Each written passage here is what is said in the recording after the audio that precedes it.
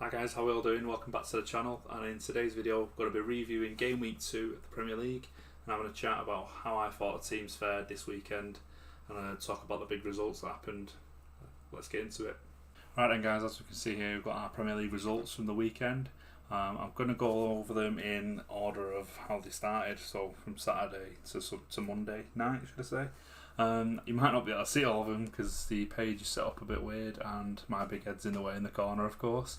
I do apologise about having a big head, but I was born with it, you know. Anyway, we got first game that took place at Villa Park. Aston Villa took on Everton. It was a 2-1 win for Villa in the end. I thought this would be a bit of a cagey game really, and to be fair it was quite a decent game for the standard of football both these play. You wouldn't have really thought that, especially with Everton's case. But yeah, really good game. I did watch it. Really decent game. I only watched the first half, should I say. I had to set off to go and watch the match on my own. Yeah, decent little game, as you can see here. Plenty of chances for both teams. I thought fairly even, really. Villa obviously more clinical in the end.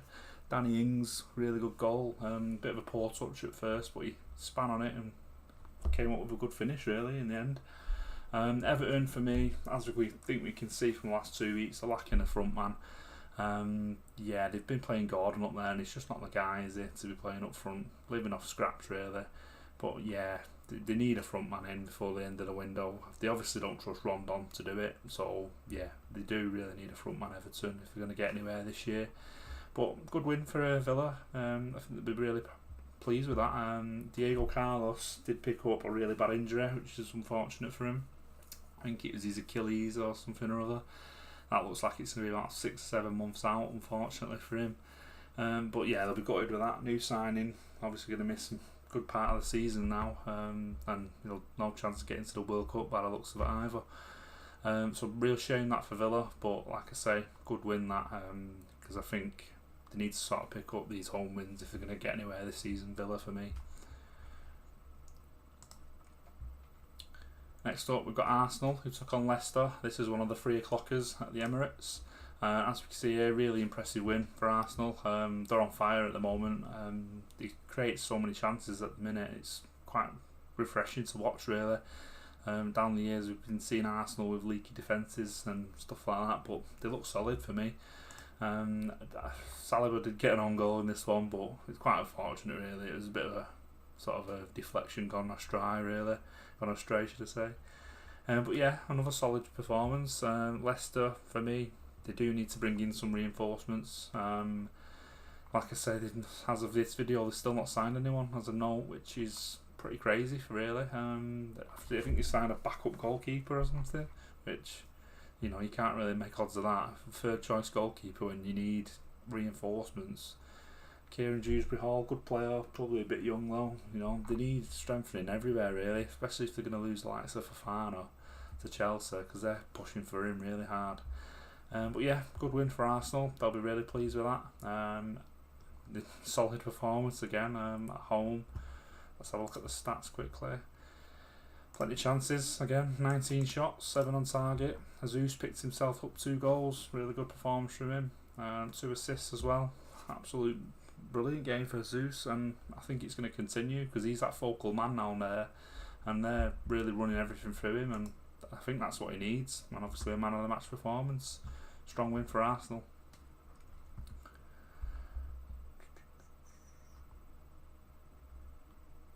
Might run it like this actually, looking at it with the results down the left hand side, because they're all in chronological order there, so I think that might be the play, and I think I will do that. Next up, Brighton took on Newcastle at the Amex, I believe it's called. It is. Yeah, 0-0 draw, but there was not many chances created by Newcastle in this game, which was sort of getting around to there. Brighton did create a lot. Really good performance from Nick Pope though. He made a few really good saves in this game, and Trippier with the Man of the Match award. Not a bad shout.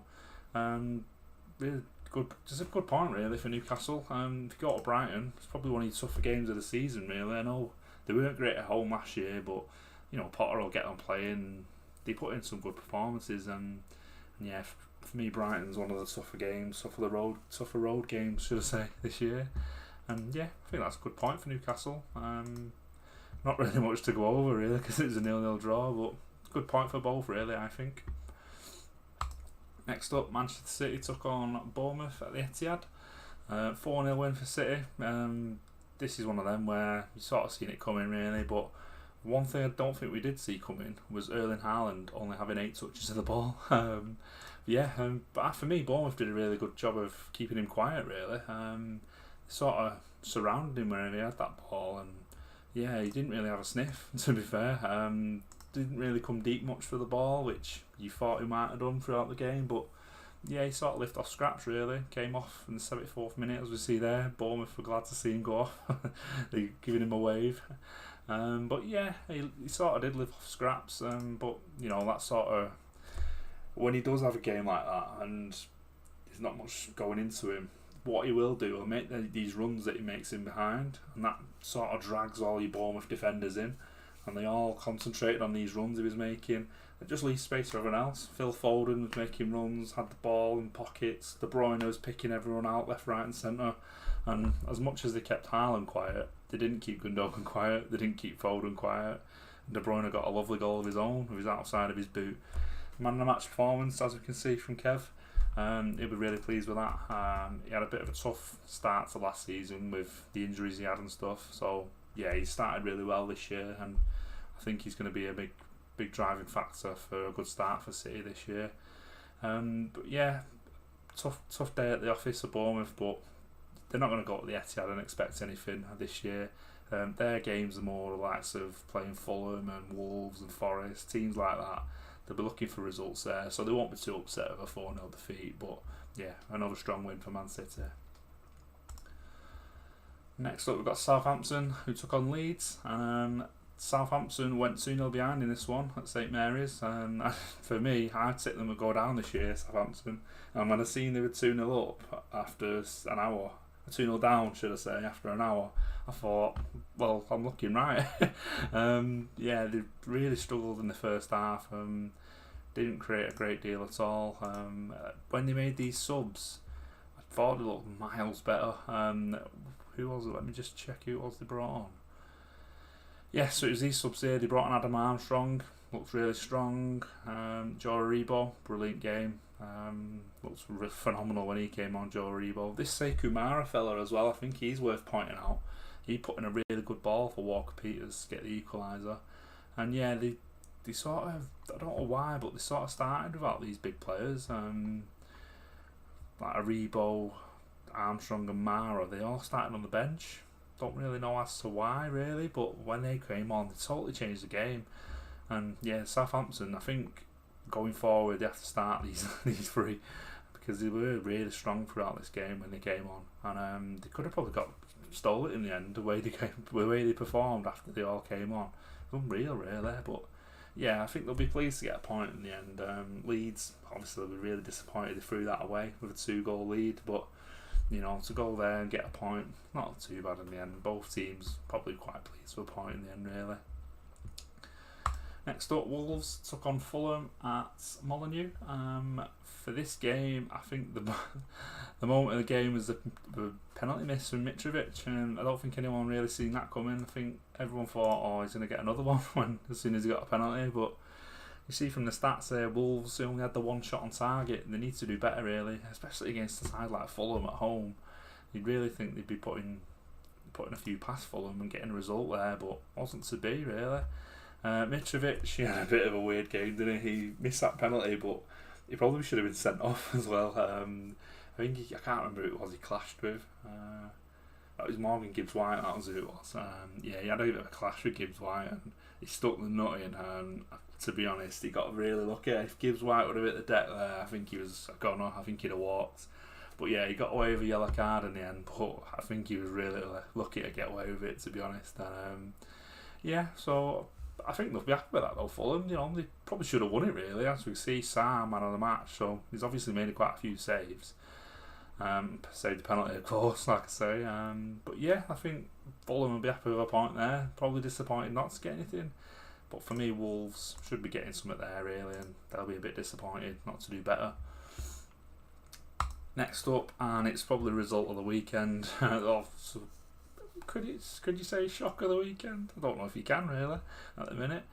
The GTEC Community Stadium, Brentford took on Man United, and as we can see there, 4-0 win for Brentford, which really took me by surprise, especially after 35 minutes, them going 4-0 up. I thought, what is going on here?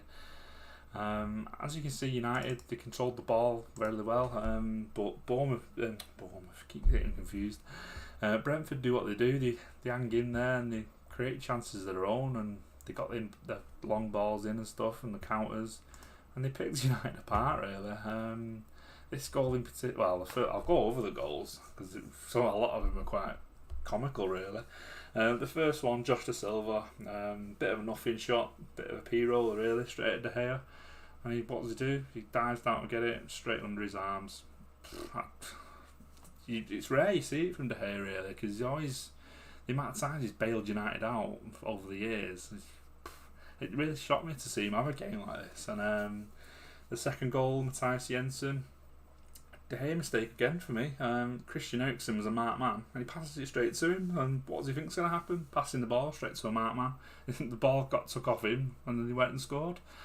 Third goal, Ben Mee, set piece. What can I say about the marking of Man United? Maguire, nowhere to be seen. Martinez, too small. But yeah, Ben Mee, we're really happy to get a goal in the next Man City player, Ben Mee. So yeah, that all meant a lot to him. And the fourth goal, Brian Mbeumo on a counter attack. Fantastic pass by Ivan Toney. I will give him credit. But the first ball, I'm not too sure it was who played it over to Toney. Harry Maguire was so far out of position. I don't understand how that ball got to Toney. If Maguire was where he should have been, keeping in the line, then they just headed it away or got possession and carried on. But instead, Maguire was halfway up the pitch and the ball just went straight over and there was no one in that gap for Toney. So he picked it up, played a lovely pass to Mbeumo, 4-0. It was a clinical counter. It come from a Man United corner and it was two passes. The ball into Toney played it through, Mbeumo scored. That simple. Two passes to dismantle a Man United defence. For me, that's not good enough and it needs addressing, Man United.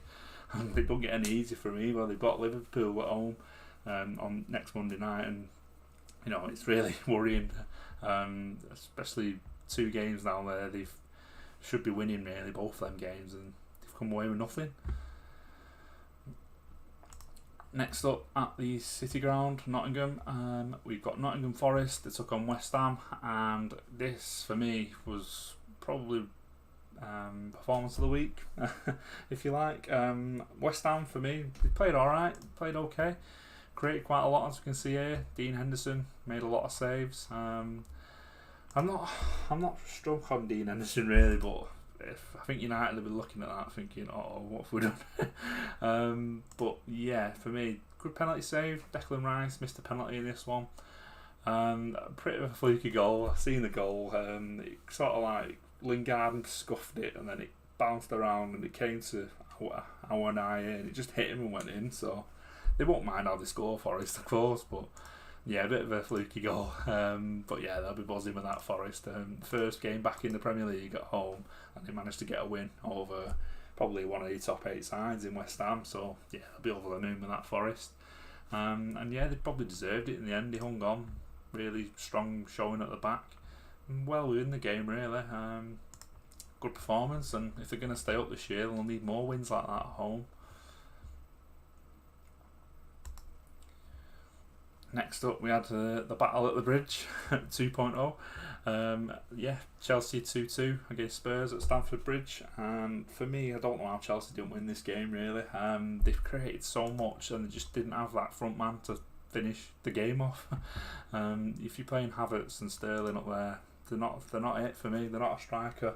I think they're lacking a front man to really put these type of games away. As you can see, 63% of the ball. Created so many chances, but just couldn't put the game to bed for me. Koulibaly got a lovely goal to start him off. It was a great cornering by Cucurella. A lovely little volley from Koulibaly with a side foot, but yeah, it all went sort of pear-shaped really in this game for them. Højbjerg, for me, debatable whether it was a goal or not. I think it was Richarlison who was sort of in the goalkeeper's eye line. It looked like an offside for me, but it wasn't even checked, I don't think. And Spurs equalised through Højbjerg. Good little finish from the edge of the box. But they were straight back into it, Chelsea. Reece James got the equaliser after a lovely ball through from Sterling. But then the talking point of the game really, and what I think probably kicked all the drama off afterwards. Harry Kane scored for Spurs, but before, I think it was a corner that was played in before, and I think it was Christian Romero for Spurs, just grabbed Cucurella by the scruff of the hair. Literally, I don't even know how he didn't manage to come out of a handful of it. He grabbed him that hard. The referee was literally right in front of it, grabs his hair, and just play on, apparently. They even checked it from VAR and said nothing was wrong with it. And I just thought, how can you get away with that? It's a red card, violent conduct, and two, how the hell have they got another corner out of it, Spurs? And as from the resulting corner, as we all know, gets played in, Harry Kane at the back's predict 2-2. Pandemonium erupted then, and I think it could have been avoided if this goal wasn't given, which it shouldn't have been. Because from this goal, Conte, rightly so, went off his nut because they got a 96-minute equaliser, as you would do. I don't blame him for that. Tuchel didn't like it because obviously there's an injustice there, and they both had a clash over it. And for me, I partly blame this for Anthony Taylor, the ref. I think if none of that happened, I don't think there would have been the big sort of bust up at the end, and both managers got sent off in the end because of it. But yeah, for me, I just think it was a bit of a weird one, and I hope nothing comes of it because, as I've said there, I don't think them two having a clash was anything on their half. I think it was just frustration over a really good game in the end, and yeah, for me, the ref could have sort of put that to bed by giving the right decision, and he went to VAR and it not helped him at all. But yeah, really good game that in the end. But Spurs obviously been happier really because they probably should not have won, as I've said. But yeah, really good game, 2-2. Spurs will be over the moon with that. Last game of the week, we got Liverpool, who took on Crystal Palace at Anfield, and probably shock of the week really, rather than the Man United game, should I say. Yeah, Palace took the lead in this one, which was probably shock to everyone, and it was quite an easy goal really. It looked a bit simple, if I'm honest. One long ball over. Nat Phillips I think he played Zaha on by quite a bit really, but yeah, it was just one long ball over. Nat Phillips played Zaha on. He ran straight through, and then as he's running through, Van Dijk sort of comes across but don't fully commit. I don't know why, because he's sort of like he didn't trust Zaha to just bury it in the bottom corner, but Zaha went, alright then, I will do, and sort of just tapped it away in the bottom corner nicely.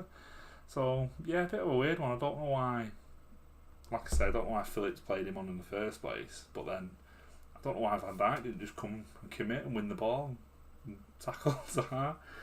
But anyway, big talking point in this one was the red card at Darwin Núñez. What was he thinking?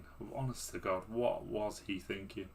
He had, I think it was Anderson for Palace, who he ended up putting the nut on. But yeah, in the first instance, he had one bite at him. The ref didn't see it, which, yeah, play on.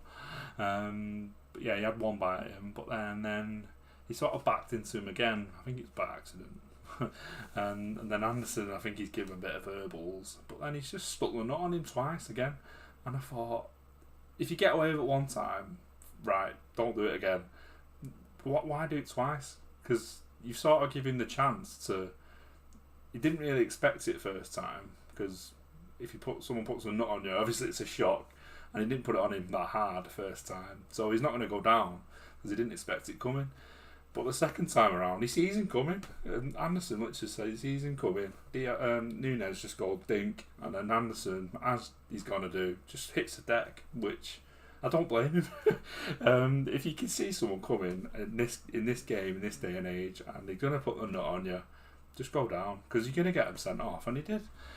Correct decision, and Núñez got the red. And it's a shame really, because they looked strong in the game, Liverpool, but they probably needed him on to sort of get them back into it and get the win.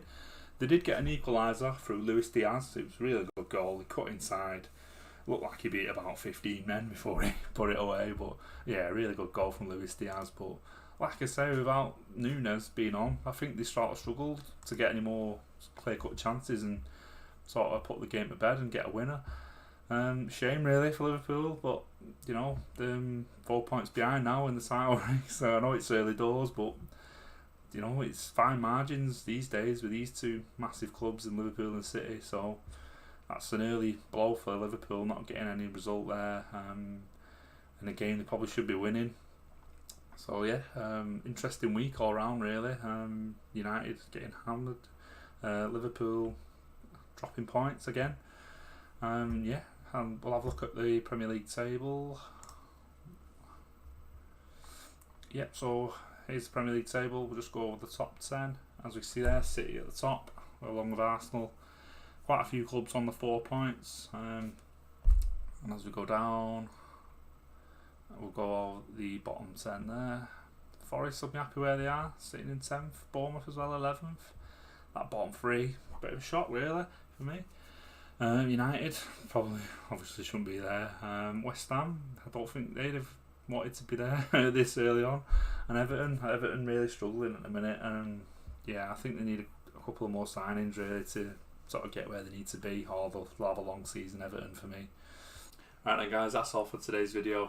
As always, let me know what you think of the key points that happened in today's game. Do you think Conte and Tuchel should have seen red? Do you think Núñez was hard done by getting a red card? I don't think he was. But yeah, let me know what you thought, guys, of this week. Do you think any shock results are coming, or do you think any shocks weren't shocks? Let me know down in the comments. As always, drop a like on the video if you've enjoyed it. Please subscribe to the channel if you're new, and I'll see you guys later.